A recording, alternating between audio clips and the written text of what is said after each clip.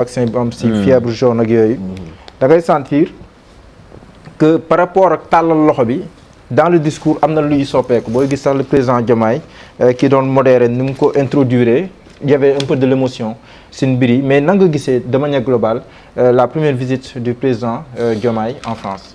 Bon, c'est une visite normale. Positive aussi. Ouais. Parce que d'habitude comportement ñun suñu chef d'État yi fa daan def dañu daan dem pour yelwaan bii du li visite yelwaan. Tu vois donc déjà relevé nañ fa un peu dignité et puis li ma gën a neex mooy defe naa France 24. waaw dañu titré ne le Sénégalais. ñoom tamit xaw ma. RTS tamit def le contraire et cetera. Wow. Mais c'est comme ça. donc loolu mooy ñuy won ne au moins ci côté boobu. ñu ngi commencé gis une rupture. bon li si des yëpp nag c'est dans sa mission diplomatique. c'est dans son rôle. dem représenter le Sénégal fu mu ko waroon a représenter taxaw wax. en plus beneen positif bi mooy rencontré na le président Abdou Diouf Abdou Diouf je pense bien. daje naa ak moom loolu c'est positif. waaw rencontré aussi des comment dirais-je des responsables économiques. Des hommes d'affaires. etc. donc il a fait son rôle. léegi nag li ñuy xaar mooy France invité ko visite d'État nga xam ne kenn du ko jaarale ci ginnaaw tu vois dañ koy lalal tapis dóoral ko et cetera ñu ñëw accueillir ko normalement. donc comme invitation woon loon ci beneen organisme la mu jaarale fa gis Macron c'est positif mais on attend cette visite d'État là. D'accord. Sëñ Mansour. di nga ñëwaat si ndaje bi ak symbolique bi nga xam te ni moom moo ko laal. mais aussi ak sànq mu ngi koy junj France 24 foofu noonu journaliste bi laay waxal. si France 24 ñi du traité information bi au départ c'est vrai que ñun ñëpp bi ñu gisee mu naan le Sénégalais Diomaye mais après dafa mel ni am na évolution. ba li ñeen doon ragal le président Diomaye ni mu fa demee ak li fa roté am na il a fait bonne figure comme ni nga koy faral di waxee loolu tamit ban njàng nga si am. Bon, d'abord, il faut se féliciter quand même de l'organisation de l'accueil. Visite bi man dama jàpp ne c'était une opportunité d'agenda à double sens. Opportunité d'agenda mooy c'est la France qui a sauté sur l'occasion du sommet Gavi. yaa ngi dégg. pour inviter ko à un déjeuner. nga Macron c'est quelqu'un de très intelligent. gis na li xew parce que ñii aussi ils ont été élus sur la base d'un projet souverainiste ba pare je dois rappeler que ni idéologie politique gu Macron ak Pastef daanaka benn lañ c'est des progressistes.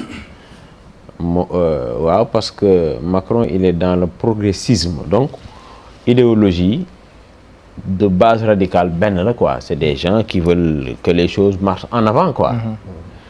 D'ailleurs moom bi muy tàmbali en marche la woon donc ñoom dañuy bëgg yëf yi di avancer. li nga xamante ne aussi il faudra le relever et que loolu moi je pense que ni c'est bon pour les caisses du Sénégal mooy le fait que le président n'ait pas pris un hôtel. bien n'ait pas passé la nuit dans un hôtel. yaa ngi dégg et que qu'il l'ait passé au niveau de la résidence de l'ambassade loolu dafay tax aussi tamit ñu yaxanal te loolu bu continuer wax dëgg ne yàlla dafay jur dara. moi je pense que ni parce que boo xoolee quand même aussi le communiqué par exemple conjoint communiqué bi boo xoolee c'est un communiqué muet par rapport au point que les deux présidents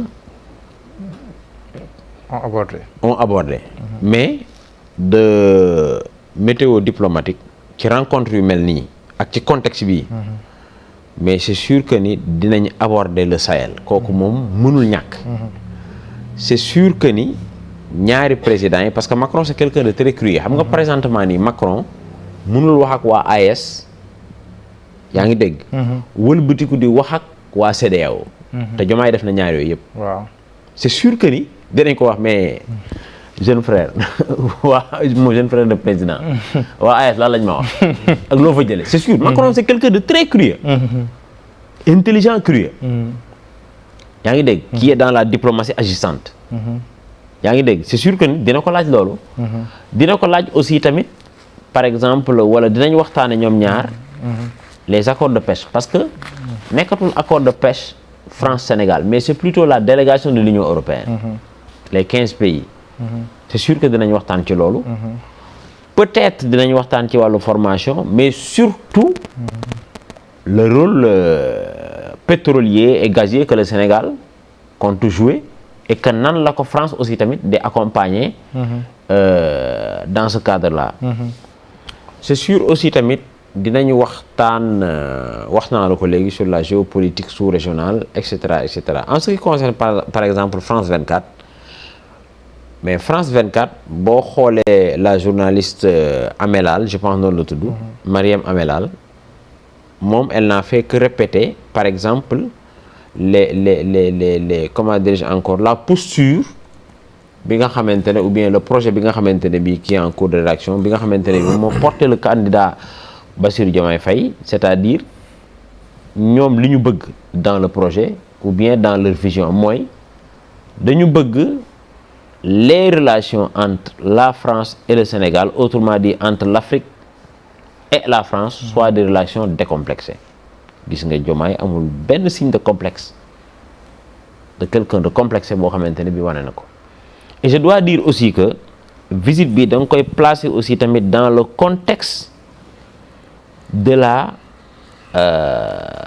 en fait da nga koy placer ci contexte sommet bi nga xamante ne bi moo amoon à Montpellier en octobre 2021 bi nga xamante ne bi mën nañ ne la tête pensante c'était Achille Mbembe mooy sommet Afrique France bi nga xamante ne bi Achille Mbembe c'était vraiment en fait la cheville ouvrière suite à un rapport boo xamante ne bi de 168 pages boo xamante ne bi defoon na ko et que la substance même de ce rapport c'était le résumé de ces 68 conférences yi nga xamante ne defoon na ko un peu partout à travers le monde et que d'ailleurs les premiers jalons ont été posés même par Emmanuel Macron bi nga xamante ne bii aussi bul fàtte ne il avait reçu 12 jeunes panafricains et il avait dialogué avec eux de manière Cheikh Fall sans filtre bi nga xamante ne bi y avait même une Burkinabé bi ko waxoon ne ko marmite bi nga xamante ne bi y avait même une formule consacrée là marmite qu'il fallait reculer parce que kenn bëggatu cee lekk donc yooyu yëpp dafay dugg dans ce cadre là peut-être Bassirou Diomaye Faye moo am la chance nu ñu koy waxatee kon Bassirou mu ngay voilà jonju kii bi voilà mu ngi noonu moom moo am chance mën naa ne couronne ko et que je dois dire que hier quand même c'était vraiment la star du Quai d'Orsay en fait du Quai d'Orsay pour ne pas dire il était à mi-chemin entre la star et la vedette pas au sens pailletant du terme au sens bling bling du terme parce que quand même c'est un président vraiment discret donc loolu ngay relever quoi parce que pour une première quand même un président africain sénégalais dem te demoo fa pour woote wàllu mais da nga dem de dignité égale d'homme à homme nga waxtaan ci loo xamante ne bi man yaakaar naa Sénégal daf ci tirer ay profit mais aussi tamit France du ci perte autrement dit c'est du win-win du 50-50 du gagnant-gagnant quoi voilà. d'accord Cheikh Ousmane. gars yi day nekkul ñëpp ko gisee noonu dañ ni ko sëñ Mansour gisee yaa ngi gis maa ngi lire Juan Branco mu naan ma déception est profonde. Kémi Séba moom ma ngay ree ay reetaanu kookoli. non c'est que ñoom yoruñu état nag. mais pour Juan par exemple Juan est-ce que ci ndaje bi la doon waxee